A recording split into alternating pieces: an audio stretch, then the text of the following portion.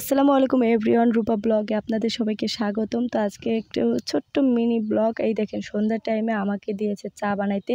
আর আমি তো চা বানাবার এটা আপনাদের সাথে শেয়ার করবো না তা কখনো হতেই পারে না, কারণ আমি যে কত কামলা হেডে তো আপনাদের দেখাইতে হবে নাকি। তো আমি ট্রে আর বের করি নাই, এতই অলস থালের উপরেই দিয়ে দিচ্ছি, কারণ বাড়িতে কোনো মেহমান আসে নাই।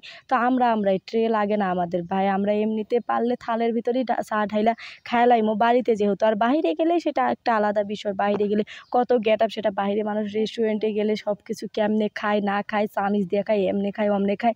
আর মানুষ বিশেষ করে মহিলা বেডিরা তো একবারে বাড়িতে হাঁড়ি পাতিলের ভিতরেই বইয়া বইয়া খাওয়ান শুরু করে দেয়। তো আমি যা করলাম তাই ভিডিও করে দিলাম, যদিও কাপে চাটা নিয়েছিলাম। এটা আমার মনে হয় যে আপনাদেরই ভাগ্য, কারণ আপনারা একটা ভালো জিনিস দেখতে পারলেন। অ্যান্ড এই দেখেন সন্ধ্যার টাইমে আমি আর আমার আপু কদমতলির দিকে হাঁটতে বের হয়েছি। যদিও এখানে এখন মানে অনেক অন্ধকার হয়ে গেছে আর একটা লোকজনও নাই, যার কারণে আমরা বেশি দূর গেলাম না, কদমতলি পর্যন্তই ঘুরলাম।